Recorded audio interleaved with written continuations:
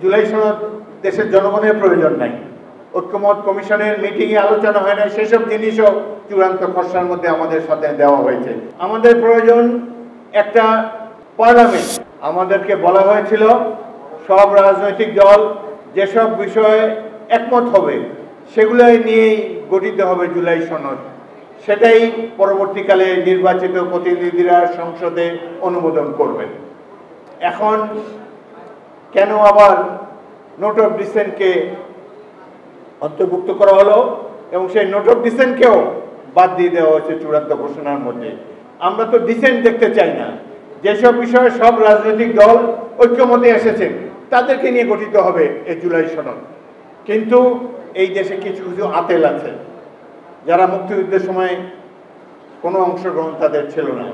ঢাকা বিশ্ববিদ্যালয়, অন্যান্য বিশ্ববিদ্যালয় ভালোভাবে চলেছে। অনেক শিক্ষককে 14ই ডিসেম্বর তারিখে হত্যা করা হয়েছে, কিন্তু যদিও তারা বাংলাদেশের পক্ষেই ছিলেন। কিন্তু দেশের 1% লোকও সশস্ত্র মুক্তিযুদ্ধে অংশগ্রহণ করে নাই। তাহলে সশস্ত্র মুক্তিযোদ্ধার সংখ্যা হয়তো 7 লাখ, 7 কোটি মানুষের দেশ ছিল, 1 লাখও ছিল না মুক্তিযোদ্ধা। সাহসী লোক খুব কম আছে সমাজে।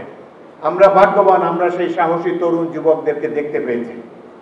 কিন্তু যেহেতু সৈনিক এবং ছাত্র জনতা রাজনৈতিক দলের নির্দেশ না মেনে বিদ্রোহ করে প্রতিরোধ যুদ্ধে জীবন দিয়ে বাংলাদেশ প্রতিষ্ঠা করেছে, যেহেতু তারা এলিট সমাজের অংশ নয়, এই জন্য তাদেরকে সমাজে এবং ইতিহাসে সম্মানের সাথে উল্লেখ করা হয়নি। এটি অত্যন্ত দুঃখজনক। এই জুলাই সনদ নিয়ে অনেক কথাবার্তা হচ্ছে। আমি একজন ক্ষুদ্র রাজনৈতিক নেতা হিসাবে মনে করি, কর্মী হিসাবে মনে করি, জুলাই সনদ দেশের জনগণের প্রয়োজন নাই। জুলাই সনদ হয়তো কিছু কিছু ব্যক্তি যারা এখানে উপদেষ্টা হয়েছেন, যারা ভবিষ্যতে বাংলাদেশে বসবাস করতে গেলে অনেক প্রশ্নের সম্মুখীন হবেন, তাদের জন্য হয়তো এই জুলাই সনদের প্রয়োজন আছে।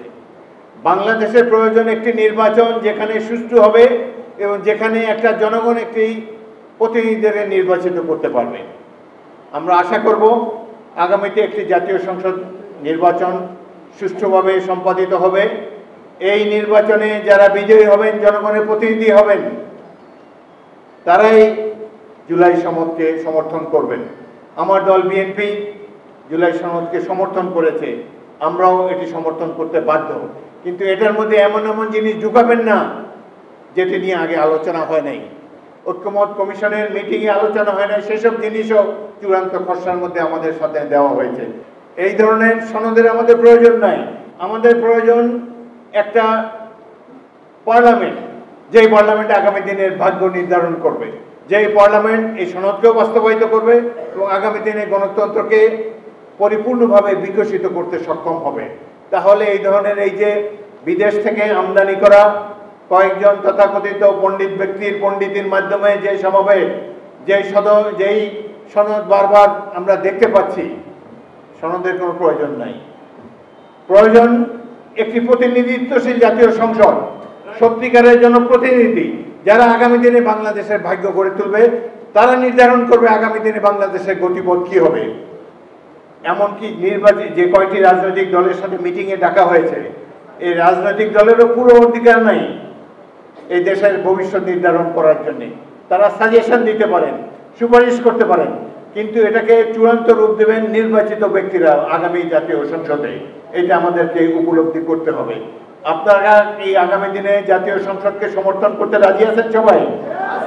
আমরা একটা ভালো নির্বাচন দেখতে চাই, যেই নির্বাচনে জনগণের প্রতিনিধিরা বিজয়ী হবে। এই যে পিয়ার নিয়ে কথা হচ্ছে, দেশের জনগণকে জিজ্ঞেস করুন, কেউ পিয়ার চেনেও না, পিয়ার কেউ চায়ও না। আমরা 100 বছর ধরে একজন ব্যক্তিকে নির্বাচিত করে আসছি। তারা ব্যক্তির কাছ থেকে, ভোটারের কাছ থেকে ক্ষমতা তুলে নিয়ে একটা রাজনৈতিক দলের কাছে সমর্পণ করতে চায়। তাহলে জনগণ তো এমনি ক্ষমতাহীন, তাদেরকে আরো ক্ষমতাহীন করতে হচ্ছে। সুতরাং আমরা চাই বর্তমান যে ব্যবস্থায় নির্বাচন হচ্ছে সেই ব্যবস্থার মাধ্যমে যাতে নির্বাচন হয়। খবরের কাগজ, নিখাদ, নির্ভীক, নিরপেক্ষ।